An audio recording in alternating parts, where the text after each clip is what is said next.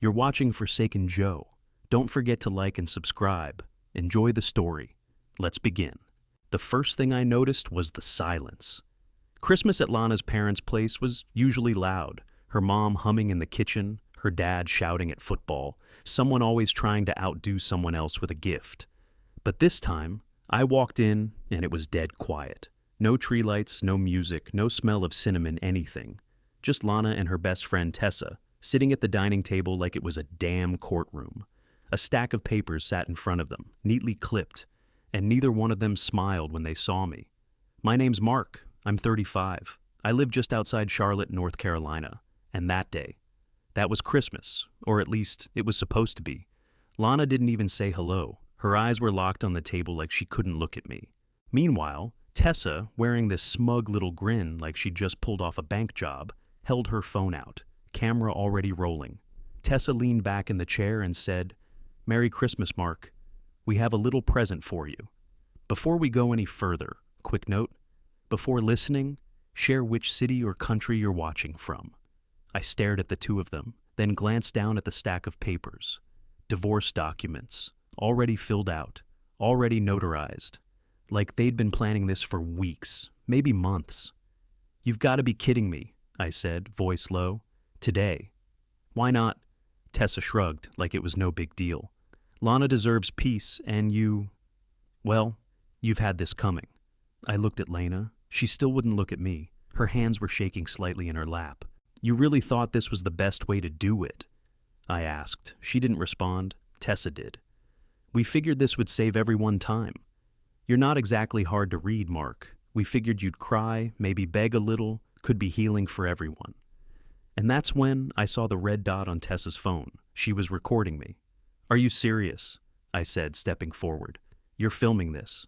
Tessa smirked. "You don't get to control the narrative anymore. Let's see who you really are when you get blindsided."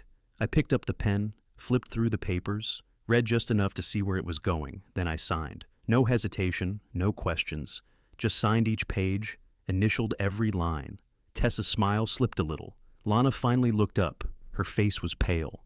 I reached into my coat pocket and pulled out a sealed envelope, thick, heavy, addressed to Lana in clean, bold letters. "What's that?" she asked. "Your gift," I said, sliding it across the table. Tessa reached for it, but I stopped her with one word. "Don't." I turned and walked out the front door without another word. 3 months earlier, I was still bringing Lana coffee in bed every morning. 2 sugars, splash of cream, just how she liked it. I'd head out to the construction site before sunrise and text her around lunch just to check in. Half the time she'd answer with one-word replies. Sometimes not at all. She'd quit teaching that summer, said she wanted to reconnect with her passion for photography, and I supported it. Told her if she needed time to figure it out, I had us covered. I meant it. I always meant it. But instead of picking up a camera, she picked up shopping bags. New shoes, new bags, high-end makeup delivered almost every week. I didn't say much at first, just thought maybe she was finding herself again. Mid-30s, identity shift, whatever. I didn't want to be the guy who killed her dreams. Problem was, she wasn't even pretending anymore. She'd sleep till 10, vanish for the rest of the day, and come home hours after dinner like nothing happened. I tried to pull her back in. Friday nights, I'd set up little date nights, grab sushi or make steaks on the grill, throw on a record, pour her wine. She'd show up late or not at all. Always had some vague excuse. Tessa needed to talk, or I got caught up shooting downtown. But there were never any photos to show. Tessa, by the way, was around constantly, more than me at that point. Always dropping by, always overly familiar. She'd pour herself wine from our rack without asking, and make snide comments masked as jokes. One night, Lana didn't even come home. I called twice. No answer. She texted the next morning that she crashed on Tessa's couch after too much wine and girl talk. That was the first time my gut started to really twist. Then came the weird charges, stuff I didn't recognize. Hotel lounges, boutique shops an hour away. Late-night Uber rides that didn't match where she said she'd been. I asked her once gently, "Hey babe, did you make this charge at the Mercer room last Friday?" She didn't even look up from her phone, just said, "Oh yeah." That was a girls' night thing, Tessa's idea, don't worry about it. I nodded like a fool, told myself not to start a fight. Not over something small, but the charges kept piling, and so did the lies. She changed her phone password, claimed it was because someone at the salon had been snooping. I let it go. Then I started seeing weird names pop up on her lock screen. Brent, CJ, Miles, all with heart emojis or dumb little inside jokes. I'd ask who they were, and she'd say, just people I network with for shoots. Relax. Relax. That's what she always said, like I was some paranoid caveman. Tessa, meanwhile, was in my house more than Lena some days, and every time she spoke, it was with this tone, condescending, like she knew something I didn't. You really work too much, Mark. No wonder Lana needs space, she said one night, sipping wine on my couch like it was hers. I forced a smile. Yeah, well, someone's got to keep the lights on. She looked me up and down and said, mm-hmm. That's one way to look at it. I started keeping my own schedule tighter, left work early once or twice, just to see if anything felt off. It always did. Lana was distant, mechanical, like she was going through the motions of being married but had already left the room months ago. I'd buy her flowers, she'd leave them in the sink. I'd plan weekends, she'd cancel last minute. I even offered to go with her on a photo shoot just to hang out. She laughed in my face and said, Mark, you're not exactly camera-friendly. I wasn't stupid, I just didn't want to believe it. Every time I got close to confronting her, something held me back. Maybe it was hope, or just fear of what I'd hear. One night I was out back cleaning the grill when her phone buzzed on the counter inside. I walked past the window and saw it light up. Group chat, Plan Z, Liberation. I stopped. That name burned into my head like a brand. Her laugh echoed from the bathroom mid-shower. She had no idea I'd seen it. I didn't pick up the phone. Not yet. But that was the moment I knew. I was on the outside of something. And whatever it was, it had already been going on for a long time. That phone never left her hand. Ever. She'd sleep with it under her pillow, carry it into the shower, flip it over when I walked into a room. But that night, she forgot it. It was a Tuesday, raining hard. She'd rushed out late for girls' night, trailing perfume and fake enthusiasm. I heard her keys hit the tile, front door slam, and just like that, she was gone. Her phone sat on the kitchen counter, screen down, buzzing once, twice, then again. I didn't touch it at first, just stared at it like it might explode. Then it lit up again. Group chat, Plan Z, Liberation. Tessa. He's probably eating meatloaf alone again. Lana. LOL, he thinks we're going Christmas shopping. Bree. Can't wait for the big reveal. Bet he cries in front of everyone. Tessa. $100 says he begs her not to do it. My chest tightened. I picked up the phone, unlocked it, same old birthday password she used for years, and opened the full thread. Plan Z. Liberation had 6 women in it. Tessa, Lana, Bree, Naomi, Jenna, and someone saved as Lawyer D. They were 15 messages deep when I jumped in. Naomi, did we finalize the venue? Tessa, her parents' house, Christmas dinner, front of the whole family. Jenna, make it poetic. Wrap the divorce papers like a gift. Tessa, OMG. Yes, we should record his face when he opens it. Lana, he won't even see it coming. Still thinks flowers fix everything. Tessa, weak men always fold when the audience is big enough. They were planning this, every detail, down to the minute. Lawyer D chimed in. Papers will be pre-signed and dated. We just need your signature, Lana. Don't mention finances, keep the emotion high. Let him go full meltdown. We'll take care of the rest after. They weren't just ending a marriage. They were staging a public execution. I scrolled more. Screenshots of texts between Lana and me, her mocking my good morning messages, laughing at the way I asked if she wanted to do date night again. They joked about how I still hadn't figured it out. Lana, he's just basic, predictable. Tessa, don't feel bad. You gave him a comfortable life. That's his ceiling. Bree, let's just hope he doesn't get violent. Lana, please. Mark, he couldn't punch a wall if it was begging for it. I set the phone down. Every instinct in me was screaming, rage, humiliation, disbelief. But none of it showed. Not yet. Something flipped. The gut punch didn't land like they thought it would. I didn't feel weak. I felt clear. My mind went cold. Every late night, every new purse, every time she made me feel like I wasn't doing enough. This wasn't some drifting apart thing. This was a takedown, premeditated, celebrated. I paced the kitchen, thought about calling her, thought about smashing the phone into the wall, but instead, I picked it up and started taking pictures of every message. Scroll, snap, scroll, snap. Locked them into a folder, emailed them to myself. I wasn't going to let this vanish. Then I opened the Photos app, albums I'd never seen, one labeled Fun Nights. It was locked with Face ID. I didn't even bother trying to open it. Another folder, Receipts, was full of screenshots of bank statements, credit card charges, balances, most of it mine. One had a note, use this if he tries to fight alimony. She wasn't even planning to leave clean. She was gonna gut me on the way out and walk away smiling. The sound of rain hitting the window was the only thing keeping me grounded. I sat down at the kitchen table, same spot where we used to drink Sunday morning coffee, same spot where she used to smile at me like I was enough. Now, I was just a case study in how to ruin a man quietly. I didn't feel pain, not anymore. That part burned out. I felt awake. She wanted a show on Christmas. Cool. Let her think the stage was hers. I didn't sleep that night. I just sat there in the dark, watching the screen burn into my eyes while the rain kept hammering the roof. Around 5 a.m., I called in sick for the first time in 12 years. Didn't give an excuse, just said I wouldn't be in. By 6, I was at the kitchen table with my laptop, searching Private Investigator North Carolina like some desperate husband in a crime show. Most were garbage, cheaters, lost pets, Facebook-level sleuths. Then I found Ron Castillo. No gimmicks, no flashy logo. Just a one-page site that said, former financial crimes investigator, now working for the people who get screwed. I called the number. He picked up on the second ring. Castillo. I paused. Yeah, I need to talk. Today. Come by at 9. Bring everything. Click. That was it. His office was in a strip mall between a vape shop and a closed-down karate dojo. Real low-key. Door just said RSC Investigations. By appointment only. He opened it before I even knocked.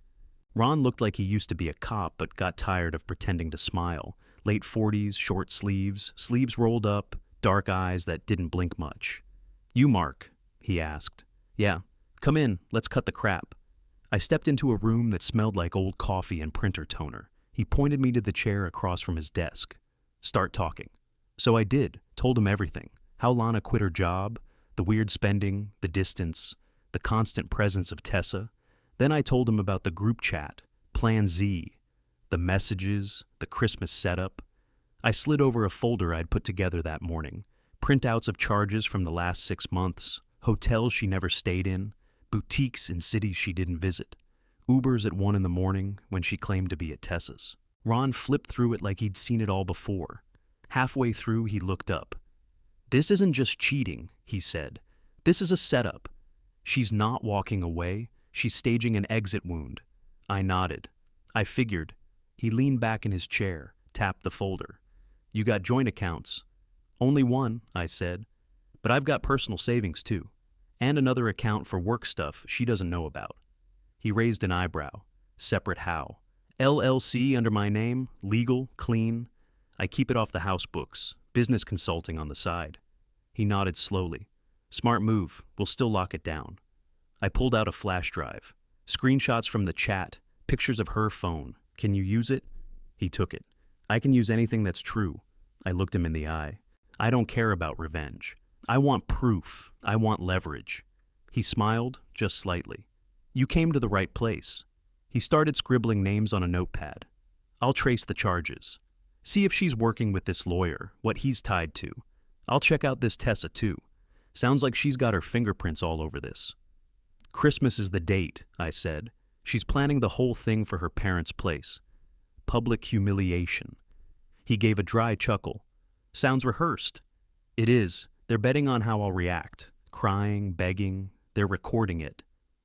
Ron's expression didn't change, but his jaw tightened. People like that always think they're smarter than they are. I looked at the wall clock. It was almost 10. So what now? I asked. Now you go quiet, he said. Act dumb. Smile more. Let them think you're slipping into the trap. And you. I dig. I build the file. Bank records, GPS, timelines, audio if I can get it. We'll be ready before the first jingle bell. I stood. You're sure you can get it done in time? He walked me to the door. I've burned people bigger than her. We shook hands. No paperwork, no handshake photo. Just a quiet deal between two men who knew exactly what was coming. I didn't feel helpless anymore. I felt like I'd just hired the blade they never saw coming. I was halfway to my truck when Ron called out behind me. One more thing, Mark. I turned. He was standing in the doorway, hand on the frame. You said you've got a separate account for your side work. You sure it's clean? Absolutely, I said. You want to see it? He nodded once. Bring everything. Let's make it airtight. Back inside his office, I sat back down and pulled out a folder I kept in my truck's glove box. I'd been meaning to organize it better, but now I was glad I never tossed anything. I started it 3 years ago, I said, sliding the paperwork across his desk. Remodeling consultancy. Me and a guy I used to work with, Tom Dillard. Construction Tom? He asked. Yeah. We were foremen on the same crew a while back. He's the numbers guy. I handle clients and site plans. We started small, just a few homeowners who wanted second opinions or blueprints reviewed before hiring contractors. Ron opened the folder, flipping through signed contracts, receipts, tax filings, all in order. LLC names D&M Solutions. Registered in the state, we report everything. And the money. In a separate business account, no overlap with joint anything. She never asked about it, never cared. Did she know? She knew it existed, just didn't listen. Every time I brought it up, she'd tune out. I stopped mentioning it. Ron glanced up. Let me guess. You handle the books. Every dollar. I built it clean on purpose. He gave a small nod, almost approving. Good. She's going to assume she's entitled to half of everything. She's not, I said. She never touched it, never helped, never even asked how it was doing. He smiled at that. That won't stop her from trying. I leaned forward. That's why I want everything locked before she gets bold. Ron tapped the edge of the folder. We'll preempt it. I'll draft a summary of assets, verify LLC ownership, show no commingling. That business is yours, period. There's more, I added. The house. It's in my name only. Ron raised an eyebrow. My uncle helped with the down payment. He made me put it in just my name, said, don't sign that thing over to anyone until you know they'd bleed for you. Smart uncle, I nodded. She doesn't know it's just mine. I never said anything. She assumed because we lived in it together, it was split. Ron cracked his knuckles and leaned back. All right, so you've got a clean business, a house in your name, no commingled funds. She's got shopping receipts, a scammy lawyer, and a girl gang with a group chat. She thinks she's going to walk away with half, I said. Or maybe all. She's not walking away with shit, he replied. Not once I'm done. I opened my email and sent him digital copies of everything. Bank statements, LLC docs, tax filings, all of it. Backups, he asked. 3 hard drives, 1 stays with me. 1 goes in a safety deposit box. 3rd's in my buddy Tom's shop. He grinned. You're more prepared than most of the people I work with. I'm done being the fool, Ron. Then we'll build the wall before she gets near the gate.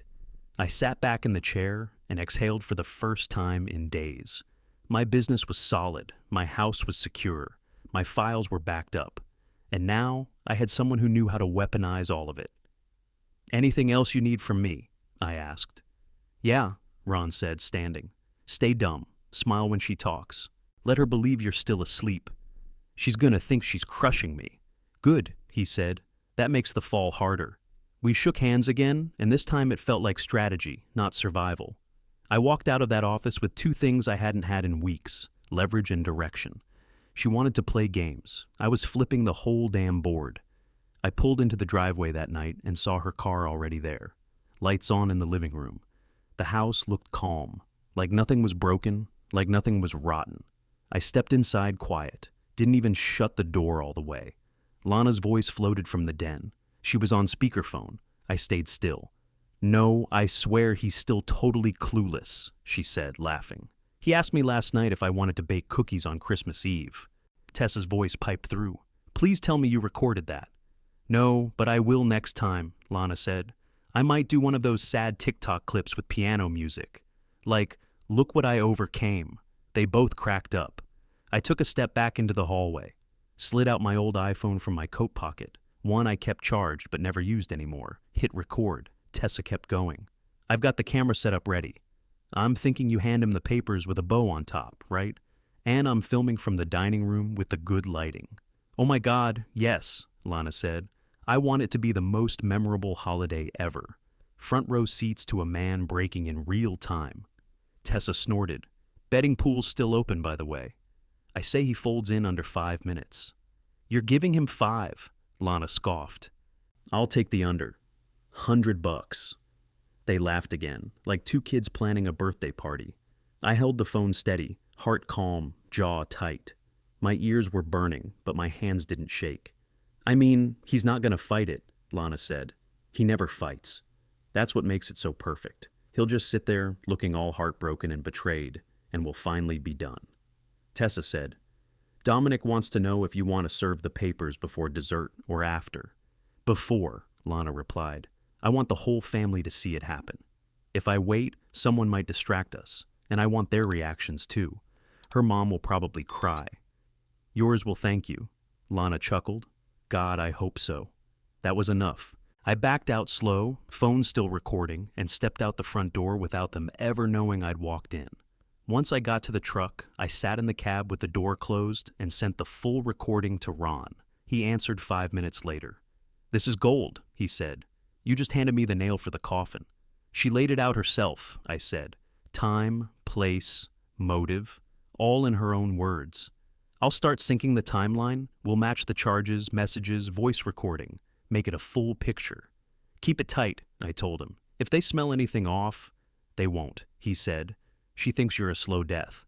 I'll keep them busy while you stay boring. I hung up and sat there with the engine running. For the first time since it started, I wasn't angry. I wasn't hurt. I was focused. She wanted a performance. Fine. Let the curtain rise, let the cameras roll, but I wasn't going to break. I was going to bury them with their own script. The next morning, Ron called and said, You free this afternoon? I want you to meet someone. I met him at a diner just off of 77, real hole-in-the-wall place, peeling booths, burnt coffee, cash only. The kind of place where you can have conversations nobody hears. He wasn't alone. A woman slid into the booth across from me. Late 30s, sharp eyes, not the type to fake polite. She set a beat-up laptop on the table and opened it like she was clocking in. This is Jamie Torres, Ron said. Independent journalist. She's been digging into fraud cases, divorces, shady lawyers, asset stripping. Your situation caught her eye. Jamie looked me over, straight to the point. Ron says your wife and her little army are about to frame you on Christmas Day. True. I nodded. They're setting me up for a public meltdown. Tessa's recording it. Her lawyer's coaching her to drag me financially. It's all staged. Do you have proof? Audio, screenshots, transactions, you name it. Jamie smiled like a shark. Good. Because if this goes public, I need receipts, no gaps. Ron passed her a flash drive. Timeline's already sorted. This guy's not just some bitter husband. They're actively conspiring to bankrupt him. Jamie plugged it in, scanned a few files, and leaned back. Damn. This is textbook manipulation, public spectacle, false narrative, financial ambush. You've got a story. I didn't say anything. I just watched her dig through my life like it was a case file. She looked up. You sure you're ready to go nuclear? Soon as they think they've won, I said, I want the moment to hit hard. She grinned. Then we set a sting. Ron slid over a small case, opened it. Inside was a button-sized camera with a clip. Wear this on Christmas Day, he said. It'll get everything from your seat at the table. Audio's clean battery lasts 3 hours. Jamie added, I'll be in a van a block away. Laptop, hotspot, full access. If they get stupid, I go live before dessert hits the table. What about legal pushback? I asked. Jamie shrugged. Everything you've collected is admissible. She's the one recording you without consent. We're just leveling the field. Ron leaned in. You do your part, calm, controlled, no tip-offs. We'll make sure they're still smiling when the floor drops. That stuck with me. Still smiling when the floor drops. We spent the next hour walking through the timeline. When to speak, when to stall, what documents to drop, and when. I rehearsed it like a script. Calm face, even tone, no anger, just truth. Jamie handed me a sealed envelope. These are duplicates of everything. Photos, voice recordings, financials. Put them in a holiday card. Make it pretty. When you hand it over, smile. I took it without flinching. Ron added, "This isn't just about proving her wrong. It's about protecting your future, your business, your name." "I get that now," I said. "I'm not here to play nice." Jamie raised her coffee. "Then let's give them the ending they planned for, just not the part where they walk away clean." We parted in the parking lot. Jamie drove off in an unmarked van with blacked-out windows. Ron handed me the camera case again. "Hide it in plain sight," he said. "Don't flinch." I nodded. "I won't." The plan was locked. The files were real. The eyes were watching. Now all I had to do was act like nothing was coming. I parked across the street from Lana's parents' house at 4:59 p.m. sharp. I'd been here 100 times. Cookouts, birthdays, 4th of July. But today the porch lights felt staged. Every window glowed too bright, like a set for a play that hadn't started yet. I adjusted the button camera, clipped under my collar, and walked up the steps like nothing was different. Lana's dad opened the door. He didn't say a word, just nodded and stepped aside. Inside, the air felt stiff. No smell of food, no clinking of dishes, no laughter. Her mom sat on the edge of the couch like she'd been coached not to move. Tessa was already in place at the dining table, phone mounted on a little tripod, red light blinking. They were serious about the recording. Lana stood beside her, fake smile stretched across her face like rubber. She was holding a wrapped box, red foil paper, gold ribbon.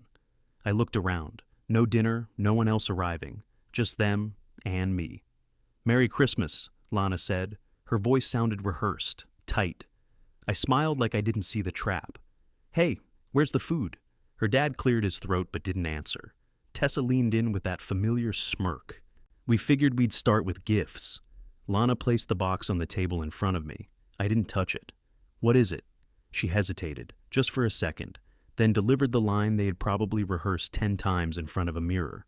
"It's freedom, Mark." Tessa tilted the phone just slightly. "You should open it." I unwrapped it slowly. No rush, just a guy playing dumb. Inside, legal documents, a full divorce packet, pre-filled, pre-signed by her, notarized, multiple copies, tabs for where to initial. The room went quiet, like they were waiting for me to fall apart. I picked up the first page, read a few lines, then calmly sat down. "You sure this is how you want to do it?" I asked. Lana blinked. "It's better this way." "For who?" Tessa spoke up. "For everyone involved. Don't make this harder than it has to be." I nodded like I'd just gotten bad news from a dentist. No reaction, no tears. Just flipped through page after page, initialing, signing. The silence shifted. I felt it. Lana's fingers twitched near the table edge. Tessa leaned closer, probably zooming in with her phone. I signed the last page, stacked them neatly, and slid the stack back across the table. Then, I pulled a sealed envelope from my coat pocket and laid it on top. "This one's from me." Lana frowned. "What is it?" "Evidence." Tessa reached for it, but I stopped her with a flat look. "For Lana." Lana slowly opened it, hands shaking more than she probably realized. Inside, printed screenshots of the Plan Z'd group chat, transcripts of her call with Tessa, still images from surveillance, a copy of her bank activity, an outline of charges and dates with footnotes, and right on top, a photo of her and Tessa at the boutique she swore she never went to, time-stamped during one of those girls' nights. Her eyes moved fast at first, then slower, then stopped altogether. Tessa was already standing. "What is this?" I looked at her. "That's the part of the story your camera won't cover." She grabbed her phone, yanked it off the tripod. "You recorded us." "Nope," I said, pointing at my collar. "I am right now, though." Lana stood. You bugged me." I shrugged. I protected myself. Big difference. Her mom stood too, finally speaking. "Lana, what is this?" Lana's voice cracked. "It's not what it looks like." "Then why are there photos?" Her dad cut in, voice low but sharp. "Why is there a transcript with your name on it?" Tessa snapped. "This isn't admissible. You can't do this." I smiled for the first time. "Don't worry. It's not going to court yet." They stared at me. I tapped my phone and sent one text to Jamie. "Go." Less than 10 seconds later, All three of their phones started buzzing. Lana looked down, her hands froze. Tessa's mouth fell open. Jamie had published the article. Headline bold and brutal. Holiday heist, inside the divorce ambush scheme meant to destroy a North Carolina husband. Full names, screenshots, bank trails, audio quotes, every detail. Lana dropped the envelope. Tessa backed up like she'd been slapped. I stood. "Don't worry about dividing assets," I said. "Ron and I already locked everything down. The house, mine, business, untouchable, accounts, separated months ago." Her dad looked at her like he didn't recognize her. Lana stepped forward, voice shaking. "Mark, please, can we talk about this privately?" "No," she blinked. "You're just going to humiliate me." I pointed at the tripod. "That was your idea, remember?" Tessa grabbed her coat, shoving her phone into her purse. "I'm calling Dominic." "You should," I said. "Ask him how long he's had a bar complaint filed against him." Lana sank back into her chair, pale and silent. I walked to the door without looking back. The only sound behind me was paper shuffling and a family finally seeing the truth. I didn't go home after the explosion at the table. I went to Waffle House, sat at the counter, and ordered coffee I didn't drink.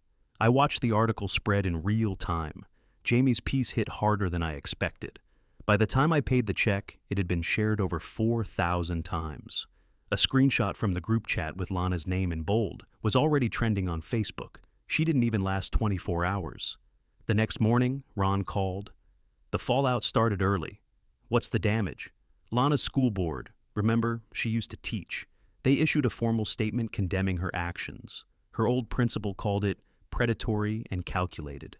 Her parents cut her off. She's staying with a friend, but I doubt that'll last long." I didn't ask who. I already knew. Tessa, or maybe not. Later that day, I heard from someone who worked in the county clerk's office that Tessa had been fired from her firm before lunch. Bar Association flagged her immediately after the article dropped.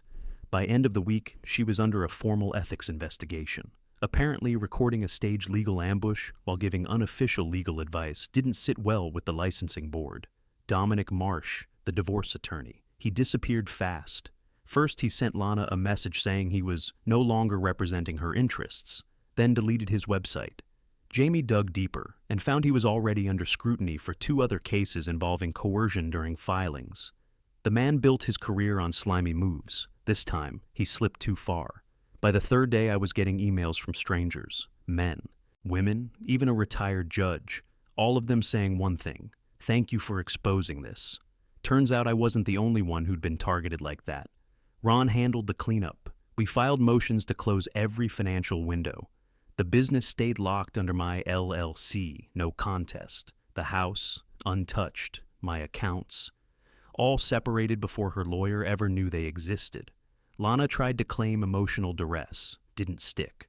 Ron submitted the audio files, financials, photos, the whole chain of deception, like a finished puzzle. Her lawyer backed out the same day. She tried to hire a new one, but nobody would touch it.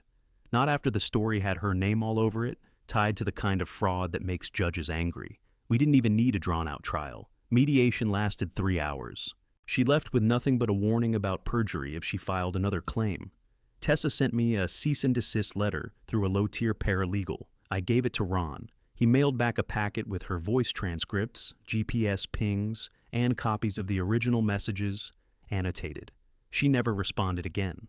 I didn't gloat. I didn't post. I didn't make a speech about karma or justice or what they deserved. I just watched, from a distance. Tessa's name was scrubbed off her firm's website. Her LinkedIn quietly disappeared. She filed to shut down her personal business account after sponsors dropped her for misconduct. Lana, well, she made one last attempt, tried to post some vague TikTok clip about healing from narcissistic abuse, but the comments tore her apart. Screenshots don't lie. Neither do timestamps. Her parents blocked her number. Jamie told me she tried to request a follow-up interview. I told Jamie no. Some people don't get to rewrite their ending, especially not when they wrote the script in blood and expected you to cry on cue. Ron wrapped up the paperwork a few weeks later, called me into his office, handed me the final clearance letter, and said, "You did it clean." "That's rare." I nodded. "Felt messy." He smirked. That's what it looks like when snakes shed their skin. It ain't supposed to be pretty. I walked out with my name intact, my money safe, and every lie burned to the ground. They built a trap. I turned it into a grave. 6 months later, I watched the sun come through the window of my new office downtown while sipping real coffee. Fresh ground, no bitterness, just clean. 10 employees now. Real team. Good people. Tom handles ops, I oversee projects, and nobody's sneaking behind anyone's back. No weird silence, no fake smiles. Just straight up work with people who show up and mean it. I sold the old house in March, didn't even pack most of it. I left the furniture, burned the mattress, and took the tools, the dog, and the paperwork. Bought a new place up the hill. Smaller footprint, but all mine. No echoes, no ghosts. And yeah, I've been seeing someone. Her name's Melanie. She's a dentist. Sharp, calm, no games. She shows up on time, says what she means, and doesn't flinch when things get serious. First time she came to the new place, she walked in, looked around, and said, "You built this right." That's all I needed to hear. We take it slow, no pressure, just peace. I protect what I build now. Phone buzz this morning, random number, area code I recognized. One message, it was Lana. The text was short, no subject line, just, "I'm sorry," for all of it. I stared at it for a few seconds. Didn't open it, didn't respond, just hit delete, not out of anger. I'm done carrying that weight. But some people only apologize when the world finally stops clapping. They don't want forgiveness. They want a reset button. I don't offer those anymore. I used to think being kind meant saying yes, bending, enduring, forgiving things that didn't deserve a second breath. But kindness without boundaries isn't kindness. It's blindness. Now. I see everything clearly, every deal, every red flag, every quiet moment that means more than 100 empty words. They thought I was the predictable one, that I'd play my part and fold on cue, and I might have. I really might have, but only until I woke the hell up.